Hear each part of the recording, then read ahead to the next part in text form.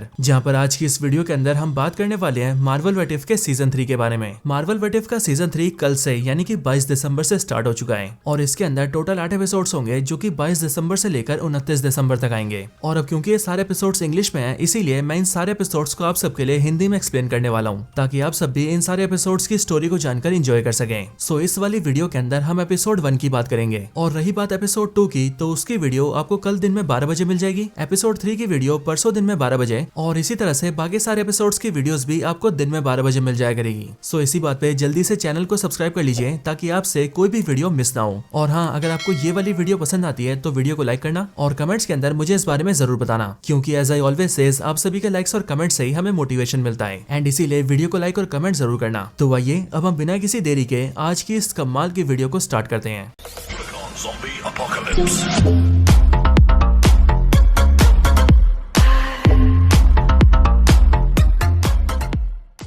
तो Marvel what if season 3 के पहले एपिसोड का नाम है what if the Hulk fought the mech Avengers. यानी कि दोस्तों इस एपिसोड के अंदर हम मार्वल मल्टीवर्स के एक ऐसे यूनिवर्स की कहानी देखेंगे जिसके अंदर हल्क का सामना होगा मैकेनिकल आर्मर्स वाले एवेंजर्स से। सो चलिए जल्दी से एपिसोड को स्टार्ट करते हैं। तो इस एपिसोड की स्टार्टिंग होते ही हम ये देखते हैं कि हमारे सामने 1970s के टाइम का एक एवेंजर्स शो आ रहा होता है, लेकिन कुछ ही सेकंड्स बाद हमें पता लगता है कि असल में इस शो को एक टीनेजर लड़की अपने फोन पर देख रही है। लेकिन प्रेजेंट टाइम के अंदर जब ये लड़की इस शो को देख रही होती है तभी अचानक से उसे अपने घर के बाहर से काफी तेज आवाजें आती हैं। इसके साथ ही उसके घर की एक दीवार भी टूट जाती है और उसका पूरा घर भी हिलने लगता है। ये सब देखकर जैसी वो लड़की अपनी खिड़की से बाहर देखती है वैसे उसे पता लगता है कि उसकी आंखों के सामने काफी सारे बड़े बड़े हरे रंग के मॉन्स्टर्स हैं जो कि उसकी आंखों के सामने उसके पूरे शहर को बर्बाद कर रहे हैं। लेकिन अब इसके बाद ही कहानी पास्ट में जाती है और पास्ट टाइम में हम सीधा वॉचर को देखते हैं जो कि हमें दिखाता है कि एपिसोड की स्टार्टिंग में हमने जो भी नजारा देखा उन सबकी शुरुआत कैसे हुई। पास्ट टाइम में जैसे ही कहानी शुरू होती है वैसे हम सबसे पहले एक पार्क के अंदर ब्रूस बैनर और सैम विल्सन को भागते हुए देखते हैं। यहाँ पर इन दोनों की एक दूसरे से मुलाकात होती है और फिर एक दूसरे से बात करते हुए ये दोनों एक दूसरे के दोस्त बन जाते हैं। लेकिन दोस्ती होने के बाद ही ब्रूस बैनर सैम विल्सन को ये बताता है कि असल में वो काफी टाइम पहले गामा रेडिएशन से एक्सपोज हो गया था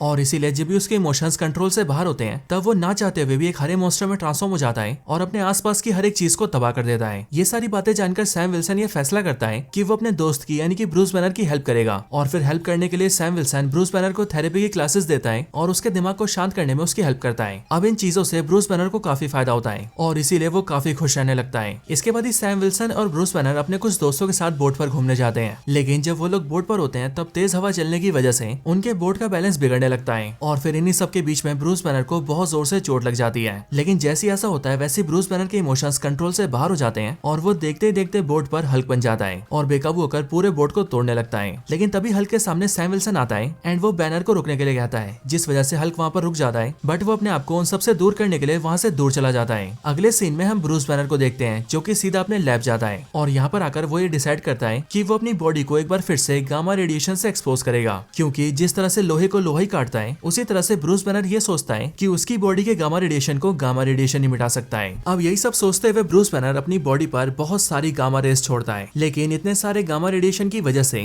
ब्रूस बैनर अपने आप को ठीक तो नहीं कर पाता, बल्कि उसकी बजाय वो अपनी बॉडी के अंदर एक हल्क से भी बड़े मॉन्स्टर को जन्म दे देता है और ये नया मॉन्स्टर देखते देखते ब्रूस की बॉडी से बाहर भी आ जाता है। अब ये सब होने के बाद ब्रूस बैनर को तो हल्क से छुटकारा मिल जाता है, लेकिन जो नया मॉन्स्टर ब्रूस की बॉडी के अंदर से पैदा हुआ होता है वो देखते देखते काफी ज्यादा बड़ा हो जाता है और उसकी ताकत भी बहुत ज्यादा बढ़ जाती है। इसके बाद ये बड़ा सा हरा मॉन्स्टर अपनी बॉडी से कई सारे छोटे छोटे मॉन्स्टर्स भी निकालता है और फिर ये सबके सब मिलकर पूरे शहर को बर्बाद करने लगते हैं। इसके बाद हम ये देखते हैं कि इस तबाही के बारे में एवेंजर्स को पता लगता है और इस टाइम पर एवेंजर्स की टीम में iron man, captain America, black window, Hawkeye और थॉर होते हैं। और ये लोग जैसे इन सारे बड़े बड़े मॉन्स्टर्स को देखते हैं वैसे आयरन मैन सारे एवेंजर्स के लिए बड़े बड़े हल्क बस्टर आर्मर्स क्रिएट करता है, जिसके बाद ही उन सारे हल्क बस्टर आर्मर्स को पहनकर सारे एवेंजर्स उन सारे मॉन्स्टर्स से लड़ने निकल जाते हैं। लेकिन अब क्योंकि वो सारे हरे मॉन्स्टर्स काफी पावरफुल होते हैं इसीलिए वो सारे एवेंजर्स को न सिर्फ हरा देते हैं बल्कि वो सबको मार भी देते हैं। लेकिन इनके आगे जो नए जनरेशन के एवेंजर्स होते हैं यानी कि Sam Wilson, Shang-Chi, Red Guardian, Monica Rambeau, Yelena Belova और मून नाइट जैसे एवेंजर्स एक साथ मिलकर इन सारे हरे मॉन्स्टर्स का सामना करते हैं और किसी तरह से इन सबको हराकर यहाँ से दूर भेज देते हैं। अब इस वॉर को जीतने के बाद एवेंजर्स को ऐसा लगता है कि वो सारे हरे मॉन्स्टर्स खत्म हो चुके हैं और फिर इसी तरह से 10 साल बीत जाते हैं। लेकिन अब 10 सालों के बाद एवेंजर्स ये नोटिस करते हैं कि जिन हरे मॉन्स्टर्स को उन्होंने 10 साल पहले हरा दिया था वो अब धीरे धीरे करके वापस आ रहे हैं और दुनिया में तबाही मचा रहे हैं। और फिर इसीलिए जब एवेंजर्स इस बारे में पता करते हैं तब जाकर उन्हें पता लगता है कि जो दुनिया में आर्कटिक सर्कल है वहाँ से गामा रेडिएशन की बहुत सारी रीडिंग्स आ रही है और इसीलिए हो ना हो ये सारे मॉन्स्टर्स वहीं से आ रहे हैं। अब ये खबर जानने के बाद ही सैम विल्सन और मोनिका रैम्बियो दोनों ही अपने मैकेनिकल आर्मर्स को उठाते हैं और सीधा उसी लोकेशन पर जाते हैं जहाँ से उन्हें रीडिंग्स मिल रही थी। लेकिन यहाँ पर आने के बाद ही वो दोनों ये देखते हैं कि इस जगह पर हजारों और लाखों ग्रीन मॉन्स्टर्स हैं और सिर्फ ये नहीं बल्कि वो मॉन्स्टर जो कि इन सबको जन्म देता है वो भी यहीं पर प्रेजेंट है। और एवेंजर्स ने इस मॉन्स्टर को नाम दिया होता है एपेक्स। एंड सैम विल्सन और मोनिका रैम्बियो ये भी नोटिस करते हैं कि एपेक्स के बनाए हुए सारे ग्रीन मॉन्स्टर्स उसके ऑर्डर मानते हैं एंड इसीलिए एपेक्स उन सभी को ये ऑर्डर्स देता है कि वो सारे उसके साथ चलकर पूरी दुनिया को बर्बाद कर दें। और ऐसा करने के लिए वो सभी बारी बारी करके पानी में उतरते हैं और तैरते हुए सीधा यूएसए की तरफ जाने लगते हैं। अब ये सारी चीजें देखने के बाद ही मोनिका रैम्बियो सैम विल्सन से बोलती है कि अगर अब हमें इन सारी तबाही को रोकना है तो उसके लिए हमें ब्रूस बैनर की मदद लेनी होगी। और अब क्योंकि ब्रूस बैनर तुम्हारा पुराना दोस्त है इसलिए तुम उसके पास जाओ और उससे मदद मांगो। बट ये बात सुनकर सैम विल्सन मोनिका से कहता है कि ब्रूस बैनर इस टाइम पर कहाँ है वो इस बारे में नहीं जानता है। और वो इसीलिए क्योंकि जब 10 साल पहले उसकी वजह से ये सब हुआ तब उसी टाइम पर वो सबको छोड़कर दूर चला गया और एक अनजान जगह पर रहने लगा। बट ये बात सुनकर मोनिका उससे कहती है कि सैम विल्सन को चिंता करने की कोई जरूरत नहीं है क्योंकि बैनर इस टाइम पर कहाँ पर है वो इस बारे में जानती है और वो बकी की मदद से उसकी लोकेशन में निकाल चुकी है। अब ब्रूस बैनर की लोकेशन जानने के बाद ही सैम विल्सन सीधा वहाँ पर जाता है और वो ये देखता है कि इस टाइम पर ब्रूस बैनर एक अनजान से आइलैंड पर रह रहा है। यहाँ पर सैम विल्सन ये भी देखता है कि ब्रूस बैनर ने यहाँ पर अपनी लैब बना रखी है और इसके साथ ही उसने यहाँ पर एक बड़ा सा बॉम्ब भी तैयार कर रखा है जिसे ब्रूस बैनर कोई खतरा आने पर यूज करेगा। यहाँ पर सैम विल्सन ब्रूस बैनर को सारी बात बताता है और इसके बाद ही वो बैनर से कहता है कि वो मदद के लिए उसके साथ चले। लेकिन बैनर सैम के साथ जाने के लिए मना कर देता है। लेकिन बैनर सैम को एक पेन ड्राइव देता है एंड वो कहता है कि इस पेन ड्राइव के अंदर कुछ ऐसा है जिससे तुम उन सारे मॉन्स्टर्स का सामना कर पाओगे। अब इसके बाद ही सैम विल्सन को ये जानकर बुरा लगता है कि ब्रूस बैनर उसकी मदद के लिए नहीं आ रहा है और इसीलिए वो बैनर से पेन ड्राइव लेता है और सीधा वहाँ से चला जाता है। अब सैम विल्सन जब इस टाइम पर वहाँ से जा रहा होता है तब उसी टाइम पर रास्ते में उसे खबर मिलती है कि एपेक्स और उसके सारे ग्रीन मॉन्स्टर्स इस टाइम पर न्यूयॉर्क सिटी के अंदर घुसने वाले हैं। और फिर इसीलिए ये बात जानकर सारे एवेंजर्स जल्दी से इकट्ठा होते हैं और एपेक्स और सारे ग्रीन मॉन्स्टर्स को रोकने के लिए उनके सामने आ जाते हैं। इसके बाद ही सैम विल्सन को ब्रूस ने जो पेन ड्राइव दी होती है उसे सैम विल्सन जल्दी से प्लग इन करता है और सारे एवेंजर्स को उसके बारे में बताता है। जिसके बाद हम ये देखते हैं कि जैसे वो प्लग इन होता है वैसे उसके बाद ही सभी एवेंजर्स के जो मैकेनिकल आर्मर्स होते हैं वो आपस में कंबाइन हो जाते हैं और कंबाइन होने के बाद इनका ही आर्मर काफी ज्यादा स्ट्रॉन्ग हो जाता है। और फिर इसके बाद ये सारे एवेंजर्स अपने बड़े से मैकेनिकल आर्मर की मदद से सारे ग्रीन मॉन्स्टर्स को पेलने लगते हैं। लेकिन अब क्योंकि ग्रीन मॉन्स्टर्स बहुत सारे होते हैं इसीलिए वो एवेंजर्स पर भारी पड़ते हैं और वो सारे एवेंजर्स को ढेर कर देते हैं। और फिर जब एवेंजर्स को ऐसा लगता है कि वो लोग इस वॉर को हारने वाले हैं तभी उसी टाइम पर ब्रूस बैनर अपने प्लेन से वहाँ पर एंट्री लेता है और वो वहाँ पर आते उस बड़े से बॉम्ब को ब्लास्ट कर देता है जिस बॉम्ब को उसने अपने लैब के अंदर तैयार किया था। एंड यहाँ पर ही हमें पता लगता है कि इस बड़े से बॉम्ब के अंदर बहुत सारी गामा रेडिएशन है एंड इसीलिए जैसे ये बॉम्ब यहाँ पर ब्लास्ट होता है वैसे ब्रूस बैनर के अंदर ये सारा गामा रेडिएशन आ जाता है और इतने सारे गामा रेडिएशन की वजह से ब्रूस बैनर भी एक बड़े से मॉन्स्टर में ट्रांसफॉर्म हो जाता है एंड वो भी देखने में एपेक्स मॉन्स्टर जैसा बन जाता है। इसके बाद ही बैनर को देखकर एपेक्स मॉन्स्टर भी उसके पास आता है जिसके बाद अब इन दोनों में फाइट शुरू हो जाती है। लेकिन वहाँ पर जितने भी छोटे ग्रीन मॉन्स्टर्स होते हैं वो उस लड़ाई के बीच में नहीं आते हैं और वो दूर खड़े होकर इन दोनों की लड़ाई को देख रहे होते हैं ताकि वो भी ये जान सके कि उन दोनों में से कौन ज्यादा पावरफुल है। अब इसके बाद इन दोनों की जो फाइट हो रही होती है उस फाइट के अंदर हम ये देखते हैं कि एपेक्स मॉन्स्टर बैनर पर भारी पड़ने लगता है और फिर इसीलिए ये देखकर सैम विल्सन ब्रूस बैनर की हेल्प करने के लिए एपेक्स का ध्यान भटकाता है। और फिर जैसे ऐसा होता है वैसे हम ये देखते हैं कि ब्रूस बैनर एपेक्स को पकड़ता है और जैसे गॉडजिला अपने दुश्मनों पर एटॉमिक ब्रेथ यूज करता है वैसे ही ब्रूस बैनर एपेक्स के ऊपर अपनी गामा रेडिएशन की ब्रेथ यूज करता है और उसके इस्तेमाल से वो एपेक्स को खत्म कर देता है। और ब्रूस बैनर जैसे एपेक्स को खत्म करता है वैसे उसके बनाए हुए सारे ग्रीन मॉन्स्टर्स भी ब्रूस बैनर के सामने झुक जाते हैं और अब से वो उसे ही अपना लीडर मानते हैं। लेकिन अब इसके बाद ही ब्रूस बैनर यानी कि मेगा हल्क सीधा एवेंजर्स की तरफ मुड़ता है और धीरे धीरे करके उनकी तरफ बढ़ने लगता है। ये देखकर एवेंजर्स की टीम को ऐसा लगता है कि हल्क उन्हें मारने आ रहा है और इसीलिए वो सब अपनी गन्स को हल्क की तरफ एम करते हैं। लेकिन सैम विल्सन उन सबको शूट करने से रोक देता है एंड फिर वो सीधा मेगा हल्क के सामने आता है और सीधा ब्रूस बैनर से बातें करता है और वो यहाँ पर ब्रूस बैनर को यानी कि मेगा हल्क को शांत होने के लिए कहता है। इसके बाद हम भी ये देखते हैं कि मेगा हल्क सैम विल्सन की बातें सुनकर शांत हो जाता है और वो पीछे मुड़कर सीधा समुद्र के अंदर जाने लगता है। जिसके बाद बाकी सारे ग्रीन मॉन्स्टर्स भी उसके पीछे चले जाते हैं और फिर वो सब के सब उसी आइलैंड पर चले जाते हैं जहाँ पर वो सब पहले थे। और फिर यहाँ आकर ये सारे के सारे ग्रीन मॉन्स्टर्स मेगा हल्क के साथ रहने लगते हैं एंड देन इसके साथ ही एपिसोड यहीं पर एंड हो जाता है।